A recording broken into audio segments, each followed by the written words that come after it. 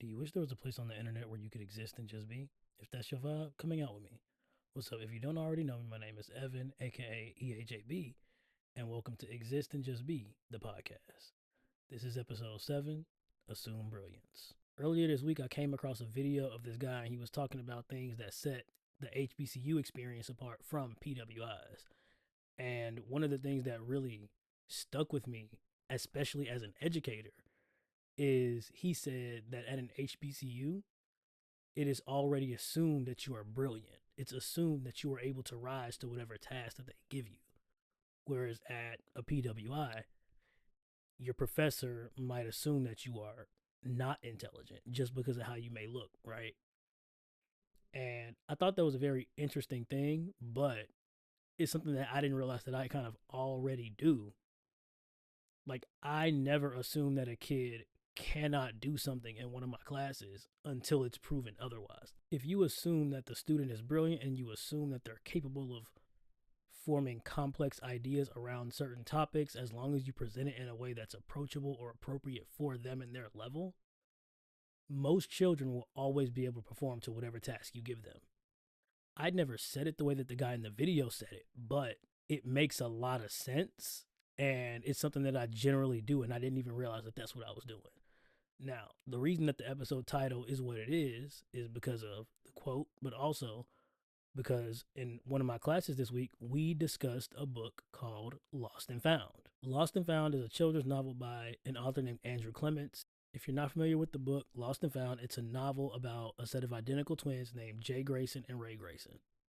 They're identical twins, so they're already similar. The only way to tell them apart physically is that Jay has a tiny freckle on his ankle. Other than that, physically, they're completely identical, and even their names are similar. Jay Grayson, Ray Grayson. Jay's full name is Jay, his middle name is Ray Grayson. So you got Jay Ray Grayson and Ray J Grayson.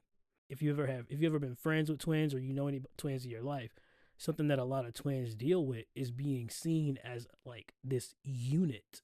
People will just call them like by both of their names at once. So they'll call them hey twins or hey twin instead of calling them by their names. And this book does a really, really good job at discussing and addressing individual identity in a way that like kids can really understand and form their own opinions on. Basically, what happens in the book is Jay and Ray's parents move them to a new town. They started a new school, but Ray happens to be sick on the first day of school, so Jay goes to school alone. Right? Jay gets to school. He's sitting in his homeroom class. The teacher's calling attendance. Teacher calls a bunch of names, and then she says Jay Grayson, and then the next name, Alex Grellman. They were supposed to be in the same class, but the teacher skipped his twin's name. And he was confused because he was like, my entire life, it's always been Jay Grayson, and then the next name is Ray Grayson. He didn't say anything. He thought it was weird, but he just was like, whatever, right? And then he went through all his classes, and basically he realized Ray is not on the roster. So what happened is whoever was, I guess, in record keeping or accounting or whatever, they saw Jay Grayson and Ray Grayson, same birthday, same parents, same everything, basically.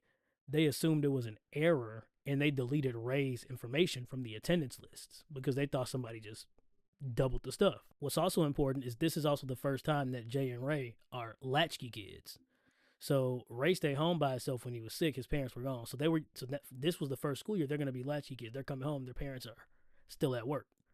Now, when Jay gets home, only Ray is home and he tells Ray what happened. So Ray proposes that they just take turns going to school. So like, Jay went today and then tomorrow Ray goes and then right. And they just have to like swap off. Jay was apprehensive at first. He didn't want to do it, but he went ahead, but he was like, I guess like, why not? It could be fun. Right now, physically is no way to tell them apart, but like they do have different strengths in their personalities and things like that. So for example, Jay is really, really good at math. Ray is really, really good at soccer. So, like, at one point in the story, Jay is the one that's really good at math. Like, he can do, like, prime factoring in his head or, like, on the board, without problems. But Ray can't. Ray's not good at math. So the teacher calls up Jay to the board one day, and he can't do the problem on the board. And they're like, what's going on? I won't spoil the whole book for you in case you want to go read it yourself, but the debate topic that my students decided on for this book was, were the twins wrong for sharing an identity? On the yes side, their three reasons were: first, it made everybody confused. Second, even if they wanted their own clear identities, tricking or deceiving people is wrong.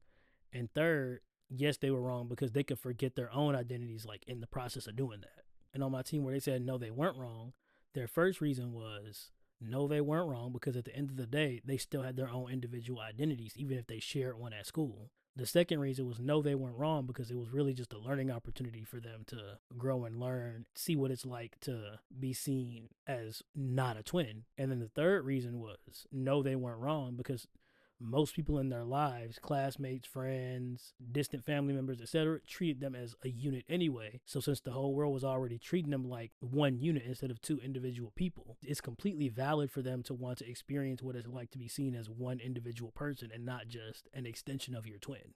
And mind you, these kids came up with these ideas all on their own because their homework was to prepare these ideas for the debate for the next class. The fact that these kids who are like around the same age as the kids in the book, like they're able to understand and form these complex ideas around identity and like what does it mean to have your own identity and like can you lose your identity, right? The fact that they were able to form their opinions and like have this really amazing to watch debate was because the topic was presented to them in a digestible way in the form of a children's book. If you can write a children's book about a topic as nuanced and complex as like identity and being your own person, that can really speak to like a group of children or thousands of children everywhere, right? You have to assume that the child reading your book is already brilliant enough and intelligent enough to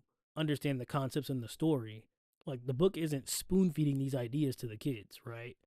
So the fact that you can present it in a way that lets these kids form their own deep, complex opinions and like grow their minds is something that I respect. Even my kids were saying they liked how clever the title was because the kids lost their identities and then kind of found them again in the process of sharing one. Like it took them, like we talked about how like it took them sharing an identity to kind of lose themselves and then kind of refine themselves throughout the book. So like it's a great book.